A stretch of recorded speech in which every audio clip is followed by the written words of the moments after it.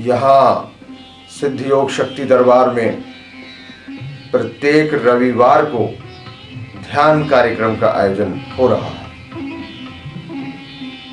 सप्ताह में एक दिन हमको ऐसा मिल जाए, सप्ताह में एक दिन हमको ऐसा मिल जाए जिस दिन 6 दिनों का जो भी कूड़ा कचरा गंदगी इकट्ठी है उसकी सफाई हो सके। सप्ताह भर में जो कुछ भी गंदगी इकट्ठी हो गई, जैसे बहुत से छात्र हफ्ता भर कपड़े नहीं धो पाए तो रविवार के दिन छुट्टी मिली है, लाओ अपने वस्त्र धो लें, अपनी पुस्तकें जो इधर उधर तितरी बितरी हैं उसको एक सिस्टम से लगा लें, अलमारी सेट कर लें। तो 5-6 दिन जो हमने इस शरीर से मन से जो भी कचरा इकट्ठा किया है उसकी एक दिन सफाई कर लें। एक दिन हमको ऐसा मिल गया जिस दिन हम सिद्ध योग शक्ति दरबार आकर अपने मन का, अपने शरीर का कचरा ध्यान की गंगा में धो डालें,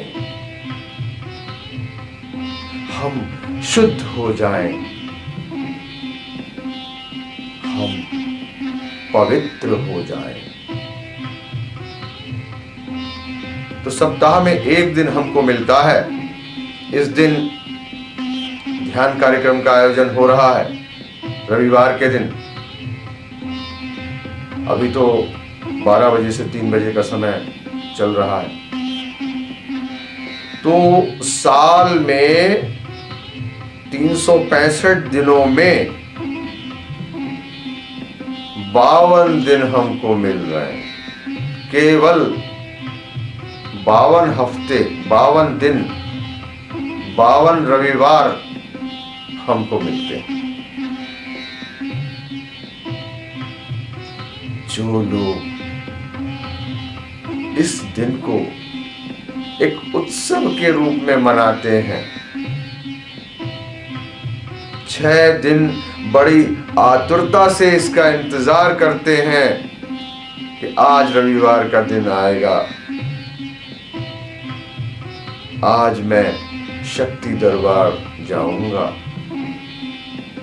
आज मैं गुरुदेव के समक्ष बैठ सकूंगा, शक्ति की गंगा में स्नान कर सकूंगा। आहा, आज वो शुभ घड़ी आ गई है। मन पुलकित होने लगे, मन उल्लसित होने लगे। 6 दिनों का जो इंतजार था, आज वो घड़ी आ रही है, वो वक्त आ रहा है, मैं गुरुदेव के समक्ष जाऊंगा। शक्ति दरबार में बैठकर ध्यान की गंगा में गोते लगाऊंगा, आनंद में डूब जाऊंगा, ऐसा मेरा मन होने लगे। जिन शिष्यों का ऐसी लगन से, ऐसी तत्परता से, ऐसी व्यग्रता से, ऐसी आतुरता से आना होता है, वो आते ही आनंद में डूब जाते हैं। आनंद की मस्ती छा जाती है, पवित्रता की गंगा में डुबकियां लगाते हैं,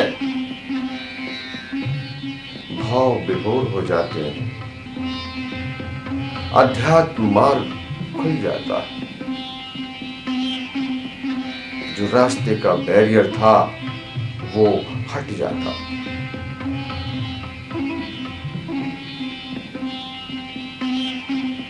अब जो लोग इसको एक रूटीन मान लें, ये मान लें ये तो हर बार आता है, आज भी रविवार आ गया, चलो शक्ति दरबार जाना है, एक ड्यूटी हो गई। एक हम सिद्ध योग के साधक हैं तो हमारा जैसे मान लो कर्तव्य हो गया कि हमें जाना है, मजबूरी है, चलना है भाई कि आज दरबार का आयोजन है तो हमें जाना है, वहां उपस्थित होना है। तो एक रूटीन के रूप में, जैसे एक सप्ताह में एक दिनचर्या हमारी बन गई है, तो जब हमारे अंदर से उसका आनंद नहीं आता, अंदर से उल्लास लेकर जब हम नहीं आते और एक रूटीन के रूप में चले आ रहे हैं, तो दूसरा व्यक्ति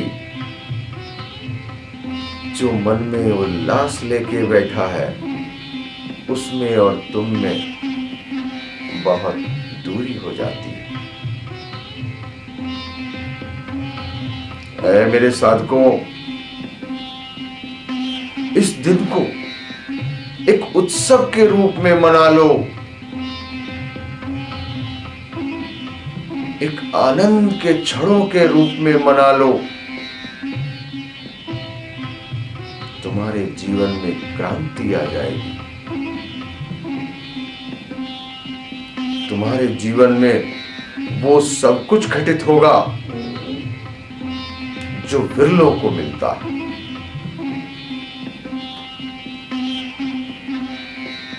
हम कार्य तो कर रहे हैं, लेकिन उस कार्य से संबंधित मानसिकता नहीं है।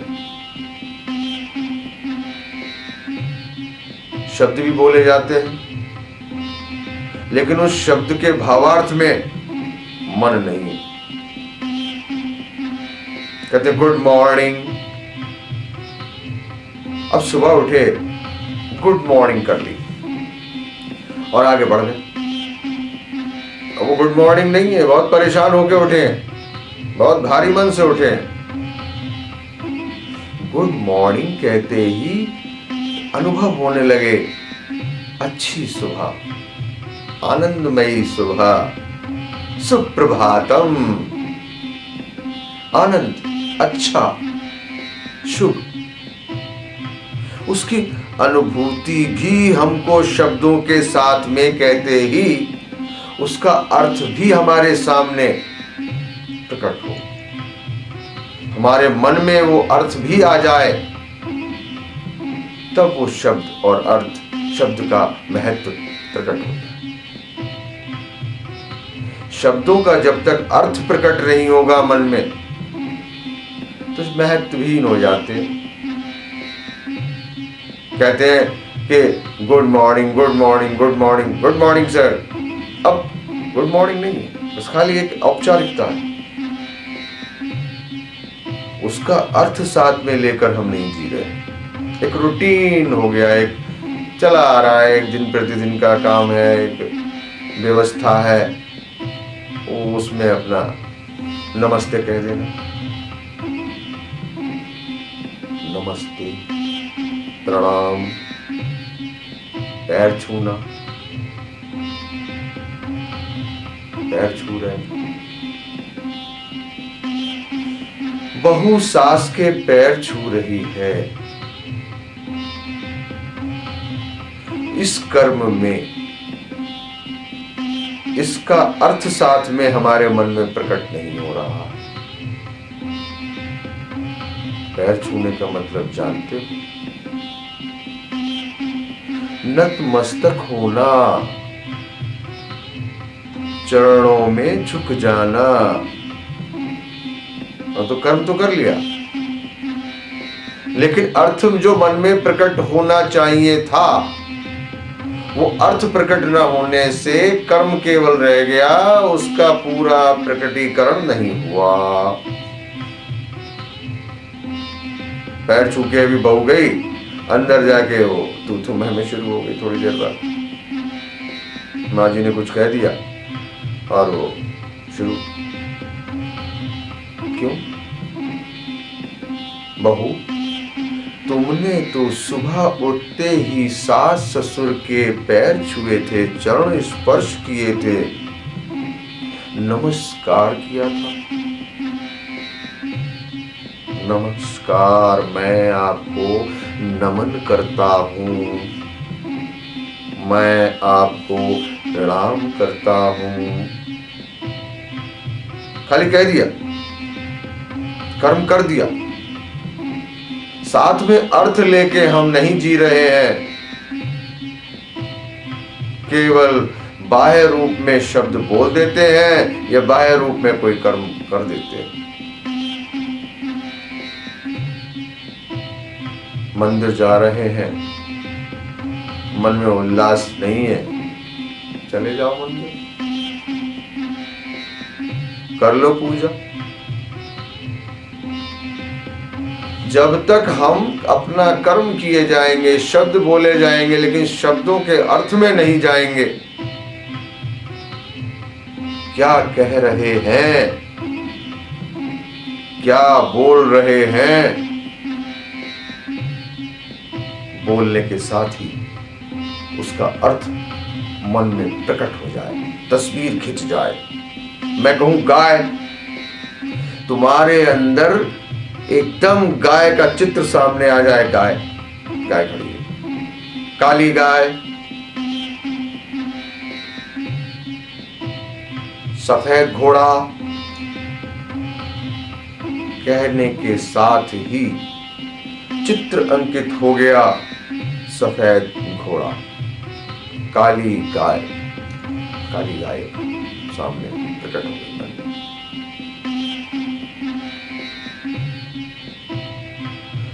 पूजा अर्चना, चालीसे, रामायण पढ़ना, ये करना, ग्रंथ पढ़ना और करना, ये सब एक रूटीन काम चल रहा है। जो हम बोल रहे हैं, जो हम आरती गा रहे हैं, उसमें क्या गुणगान गा रहे हैं, क्या कह रहे हैं, क्या पढ़ रहे हैं, कोई अर्थ प्रकट नहीं होता। एक महिला मेरे पास आई,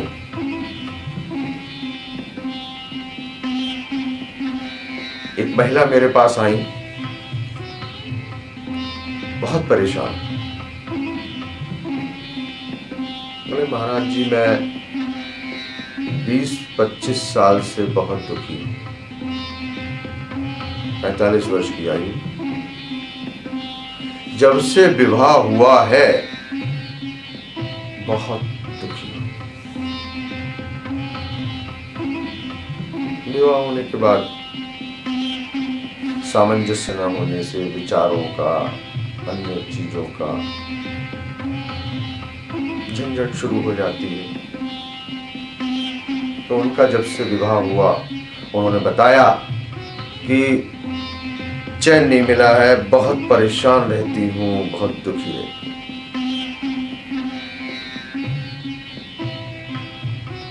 तो हमारी ये आदत है कि हम पूछ लेते हैं, कुछ पूजा वूजा करती हो, कुछ भगवान को मानते हो, क्या करते हो? पूछ लिया करता हूं। मैंने उनसे पूछा, क्या करती हूं, कुछ पूजा वगैरह? हाँ, मैं जब 6ठी क्लास में थी, करीब 10 साल की रही होंगी, तब से मैं दुर्गा चालीसा पढ़ती आ रही हूं। आज भी मैं दुर्गा चालीसा किया करती हूं। मैं देवी माँ को बहुत मानती हूँ, देवी माँ के व्रत वगैरह करती हूँ।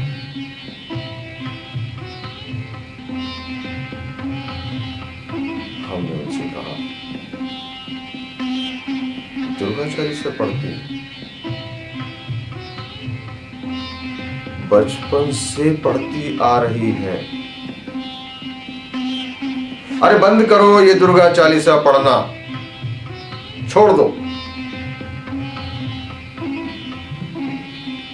अब वो तो अवाक होके मेरी ओर देखने लगी कि मैं कहाँ किस स्थान पे आ गई, ये क्या कह रहे हैं, दुर्गा चालीसा पढ़ने को मना कर रहे हैं, कह रहे हैं छोड़ दो। तुम दुर्गा चालीसा क्यों पढ़ती आई? अवाक सी मेरी ओर देखने लगी। मैंने कहा अच्छा,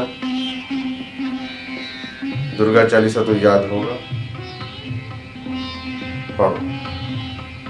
शुरू की ज्यादा पूरे 40 लाइनें ना पढ़ो, चालीसा पूरा ना पढ़ना, केवल शुरू की 2-4 लाइनें ही पढ़ दो, पढ़ो।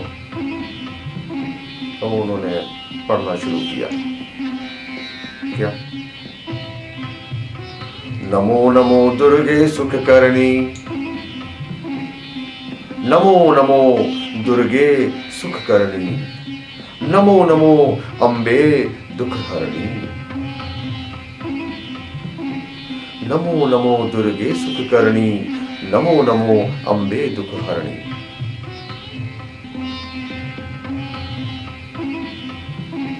पहली लाइन पर रुक जाओ। नमो नमो, मैं आपको नमन करता हूं, नमन करती हूं, नमो नमो दुर्गे सुख करनी,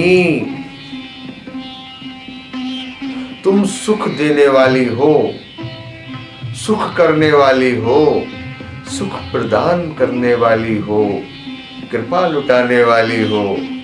मां तुम्हें नमन है, तुम्हें प्रणाम है, नमो नमो दुर्गे सुख करनी। अगली लाइन, नमो नमो दुर्गे दुख हरणी, तुम दुख को हरने वाली हो। हे मां मैं तुम्हें प्रणाम करता हूं, मैं तुम्हें नमन करता हूं, नमो नमो दुर्गे सुख करनी, नमो नमो अम्बे दुख हरणी। हे दुख हरने वाली मां, हे मां दुर्गा, मैं तुम्हें प्रणाम करती हूं, मैं तुम्हें नमन करती हूं। यही तो पढ़ती हो दुर्गा चालीसा में, यही तो पढ़ती हो कि नमो नमो दुर्गे सुख करनी, सुख करने वाली हो और दुख को हरने वाली हो। पढ़े चले जाते हैं, पढ़े चले जाते हैं, रटंतु तोता चले चले जाते हैं, बोलते चले जाते हैं, कुछ भी बोलते चले जाते हैं। ऐसे ही चालीसों का हाल है, ऐसे ही ग्रंथों का हाल है, बोले चले जा रहे हैं, आरती पढ़े चले जा रहे हैं। हमारे ऋषि मुनियों ने जो इष्ट देवताओं की, विभिन्न देवी देवताओं की जो आरतियां बनाई हैं, उसमें उनके गुणगान किए हैं। गुणगान हम रटे चले जा रहे हैं, बोले चले जा रहे हैं, कुछ भी अपना जो उसमें दिया हुआ है, नीलांबुज श्यामल कोमलांगम सीता समारो पितुवाम भागम पाणौ महासायक चारु चापम नमामि रामम रघुवंशनाथम, बोले चले जा रहे हैं। हमारे सामने नीलांबुज श्यामल कोमलांगम, नीलांबुज नीली भुजाओं वाले, आकाश के समान नील वर्ण वाले, बलिष्ठ भुजाओं वाले, श्यामल कोमलांगम। शब्द और अर्थ, वो राम का रूप जो हमने बोला वो प्रकट नहीं हुआ, शब्द बोल दिए। और इसमें गलती बुनियादी रूप से होती आ रही है। गलती हमारी तुम्हारी बिल्कुल नहीं है, ये समाज गलतियां करता चला जा रहा है। आज भी हम सचेत नहीं हैं। मैं तुमको बताऊं कहां से शुरू हो रहे हो। बचपन से second class, third class, first class, शुरू से ही गलती होती चली आ रही है। मेरा दावा है किसी भी जो ये कहे कि साहब बहुत स्टैंडर्ड का ये स्कूल है, बहुत अच्छी पढ़ाई होती है, the best school of district of state, प्रदेश का सबसे अच्छा विद्यालय है ये, ठीक। उस किसी भी क्लास के, उस स्कूल के, उस विद्यालय के किसी भी क्लास के बच्चों का इंटरव्यू ले लो।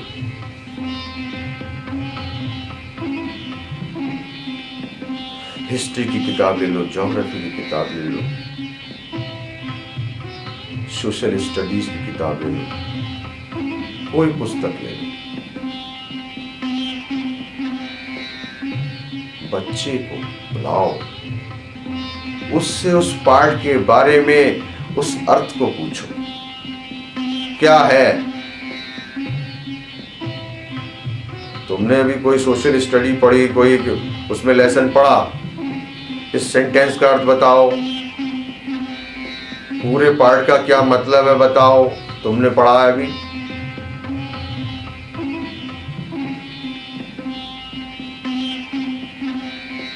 मैं तो चौंक गया।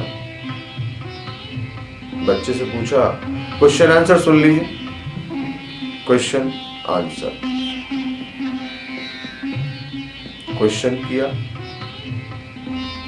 बच्चे ने रटा रटाया आंसर दे दिया।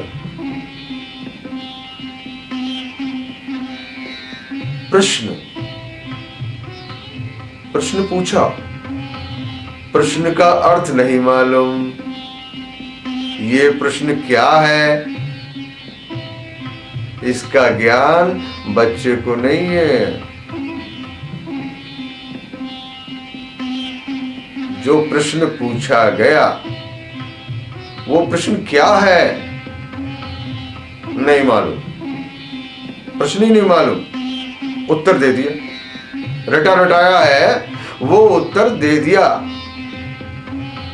फटाफट मशीन की तरह question answer, question answer, question मालूम है इस क्वेश्चन का ये आंसर है, रट लिया, रटा दिया। एक क्लास में अगर 40 बच्चे पढ़ रहे हो,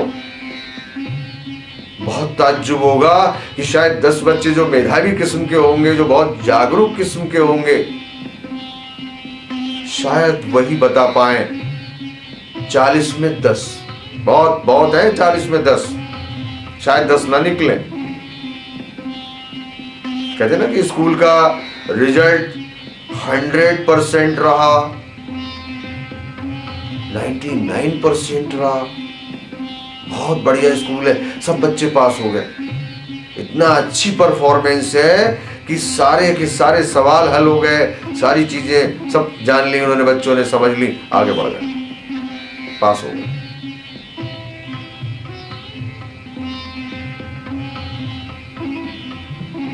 मैंने बच्ची से पूछा, ये जो पढ़ रहे हो उसका मतलब जानते हो, इसका अर्थ पता है, इसके बारे में बताओ। गलती शुरू हो गई। बोले आप इसे रहने दो, इतना टाइम नहीं है, कोर्स इतना ज्यादा है, इतना वक्त नहीं है कि सारी चीजें इतनी विस्तार पूर्वक आप लेके बैठ जाए, समझाने लगे कि संसद क्या होती है और विधानसभा क्या होती है, कैसे वो एमएलए बनते हैं, एमपी बनते हैं, पूरी प्रक्रिया समझाने लग जाए, गांव से चले, शहर से चले, मोहल्ले से चले, तहसील से चले, डिस्ट्रिक्ट पे आवे।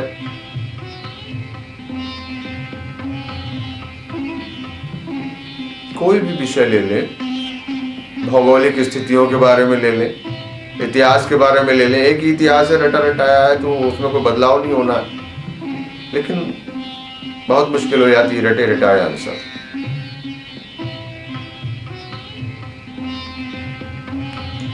शब्द और उनके अर्थ अर्थ हमसे दूर कर दिए गए। बचपन से ही ऐसी प्रक्रिया पड़ गई कि जिसमें हम शब्द तो बोल रहे हैं, सेंटेंस बोल रहे हैं, पूरा ऐसे लिख दे, बताते चले जा रहे हैं,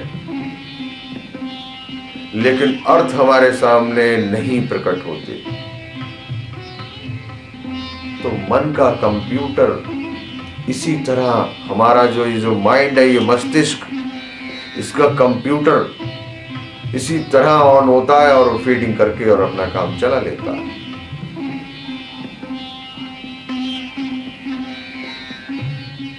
आगे बढ़े हो गए तो अब धर्म के क्षेत्र में भी यही हो गया। रटी रटाई बातें सुन ली, बोले आपका प्रवचन सुना, बहुत अच्छा लगा, और दूसरों को अपना वो बताने लगे ऐसा होता है और ये होता है, भगवान ऐसा होता है।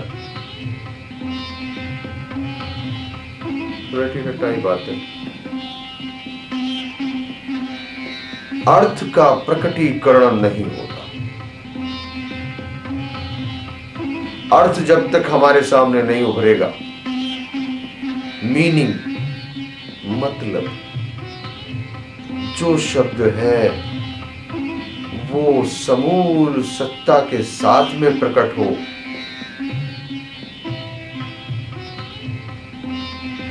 मीठा तो बहुत मीठा है, खाली शब्द ना हो, गले में मिठास भी आ जाए।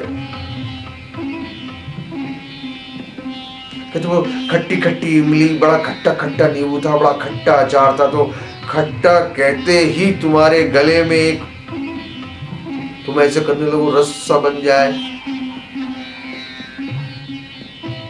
ये कहते हैं प्रकटीकरण।